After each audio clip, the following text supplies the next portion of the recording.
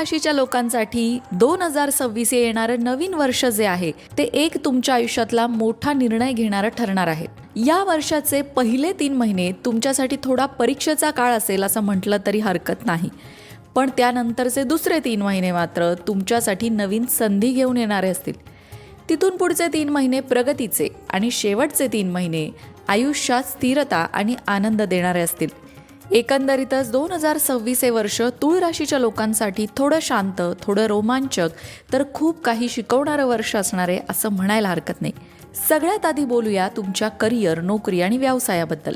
वर्षाची सुरुवात थोडीशी तुम्हाला त्रासदायक होऊ शकते. परीक्षेचा काळ ज्याला आपण म्हणतो, कारण वर्षाच्या पहिल्या 3-4 महिन्यामध्ये कामाचं थोडं प्रेशर असेल, टार्गेट्स, जबाबदाऱ्या वाढतील, ऑफिसमध्ये काही बदल होतील, काही नवीन नियम येतील, नवीन टीम अपॉइंट केली जाईल किंवा बॉस नवीन असेल.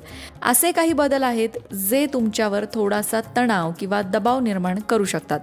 पण त्याचबरोबर हाच काळ तुम्हाला मजबूत करणारा सुद्धा असणार आहे. पण सुरुवातीचे 3 महिने सोडल्यानंतर मात्र अचानक नव्या संधी येऊ शकतील. नोकरीत बदल किंवा नोकरीत प्रमोशन, पगारवाढ किंवा मोठे प्रोजेक्ट्स मिळणं, या सगळ्या गोष्टी घडून येतील. तुमच्या मेहनतीला फळ मिळायला सुरुवात होईल.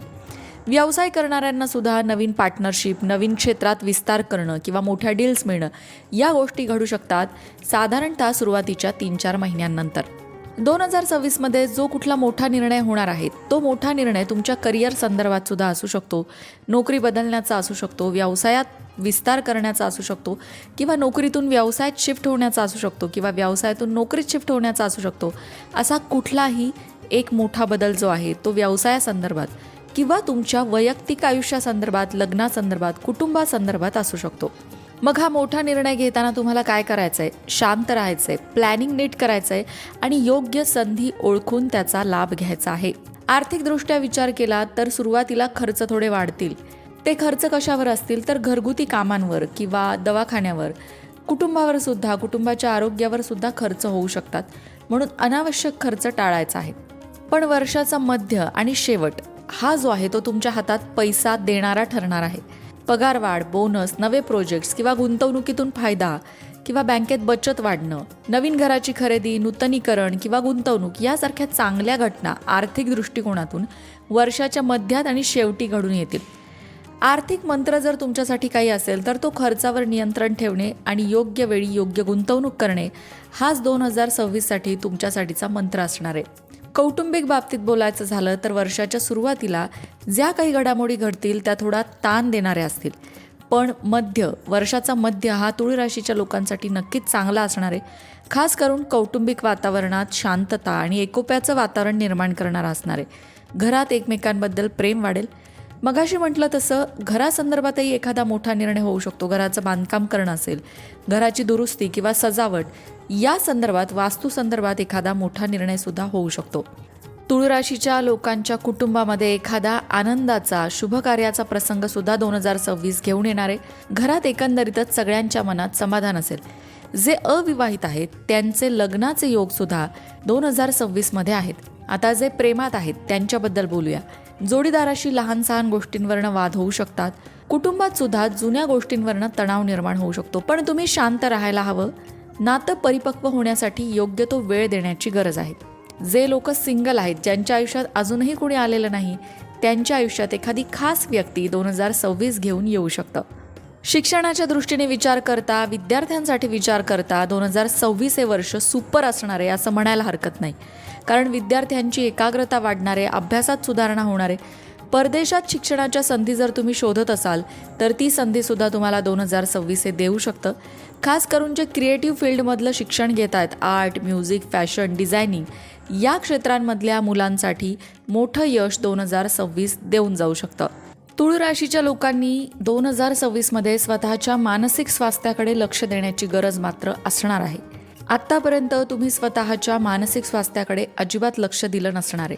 पण आता योग्य तो आराम, मनाला चांगल्या वाटतील अशा गोष्टी करणं, एखादा छंद जोपासणं, मेडिटेशन, ध्यानधारणा करणं, प्राणायाम करणं, मानसिक स्वास्थ्यासाठी या गोष्टी करणं अत्यंत आवश्यक आहे. कारण मगाशी म्हटलं तसं मोठा निर्णय 2026मध्ये तुम्हाला घ्यावा लागू शकतो आणि त्यासाठी तुम्ही मानसिकदृष्ट्या सक्षम असणं, मानसिकदृष्ट्या शांत असणं आवश्यक आहे. म्हणून 2026मध्ये मानसिक स्वास्थ्याची काळजी तुळ राशीच्या लोकांनी घ्यायची आहे. कारण जेव्हा आपण अजिबात चिडलेलो नसतो, रागात नसतो, खूप दुःखी नसतो, खूप आनंदी देखील नसतो, तेव्हाच आपण योग्य निर्णय घेऊ शकतो. माणसाने कोणताही निर्णय अतिशय रागात, अतिशय दुःखात, अतिशय उदास असताना आणि अति आनंदात अशा परिस्थितीमध्ये कोणताही महत्त्वाचा निर्णय घेऊ नये. कारण तो निर्णय चुकण्याची दाट शक्यता असते. कोणतीही एक भावना जेव्हा माणसाच्या मनावरती हवी झालेली असते तेव्हा व्यक्ती सर्वांगीण विचार करू शकत नाही. एकांगी विचार करतो आणि निर्णय घेतो आणि तिथेच चूक होते. म्हणून महत्त्वाचे निर्णय घेताना मन शांत ठेवण्याचा नक्की प्रयत्न करावा. येणाऱ्या नवीन वर्षाच्या तुम्हाला खूप खूप शुभेच्छा. मंडळी, वास्तुशास्त्र, ज्योतिषशास्त्र, अंकशास्त्र यासारख्या विषयांवर तुमच्या मनात काही शंका असतील तर त्या कमेंट बॉक्समध्ये नक्की विचारा. तुमच्या प्रश्नांची उत्तरं घेऊन येण्याचा प्रयत्न आम्ही नक्कीच करू. त्याचबरोबर आणखीन कोणत्या विषयांवरचे व्हिडिओ तुम्हाला ऐकायला आवडतील ते सुद्धा कमेंट करून सांगा. म्हणजे तुम्हाला हव्या असणाऱ्या विषयांवर सुद्धा व्हिडिओ घेऊन आम्ही येऊ. ज्योतिषशास्त्र, अंकशास्त्र, वास्तुशास्त्र यांसारख्या विषयांवरचं योग्य मार्गदर्शन तुमच्यापर्यंत पोहोचवण्याचा आमचा हा प्रयत्न आहे. तेव्हा तुमच्या शंका कमेंट बॉक्समध्ये नक्की विचारा. अशाच प्रकारच्या माहितीपूर्ण व्हिडिओंसाठी लोकमत भक्ती चॅनलला सबस्क्राईब करा आणि बेल आयकॉनवर सुद्धा क्लिक करा.